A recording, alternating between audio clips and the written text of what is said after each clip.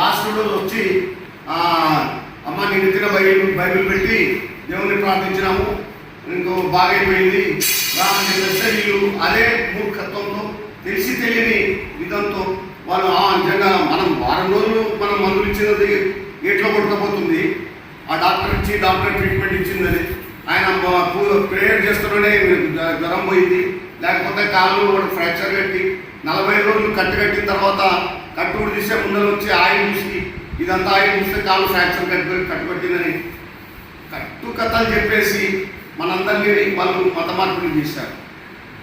అటువంటి పరిస్థితి రాకుండా ఉండాలని చెప్పేసి మనమందరినీ వాళ్ళు జాగృతం చేయడమే కాకుండా మనం కూడా సేవా కార్యక్రమాలు మన బస్తీలలో వాళ్ళకి పాపం ట్యాబ్లెట్ కొనుక్కోవడానికి కూడా డబ్బులు ఉండవు, డాక్టర్ దగ్గరికి పోవాలంటే ఫీజు చేయడానికి కూడా డబ్బులు ఉండవు.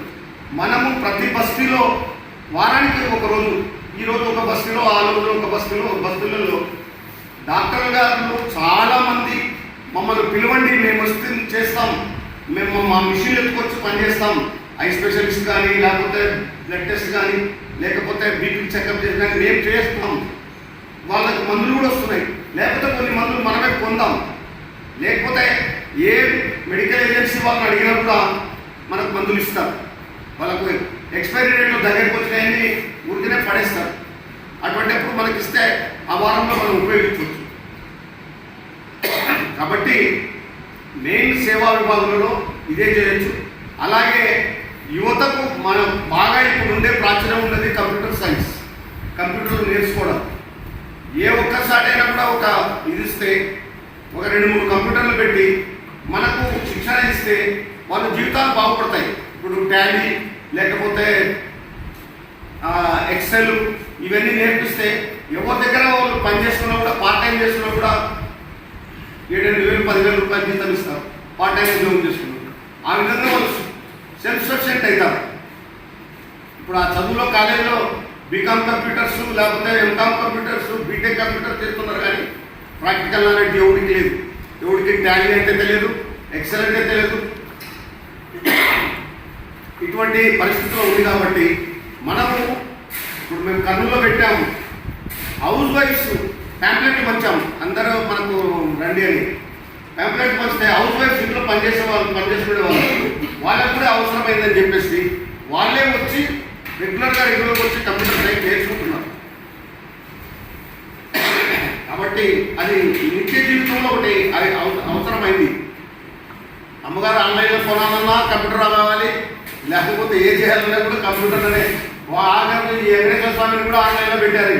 అంగట్లో మనం పోయి లైన్ అనేది కొట్టాం, మాకు టికెట్ ఇయ్యారంటే ఇయ్యారు, అది అతిథులు మనం ఆన్లైన్ అంటే నాకు 70 ఏళ్ళు, నాకు కూడా ఆన్లైన్లో ఏం చేయాలో నాకు తెలియదు.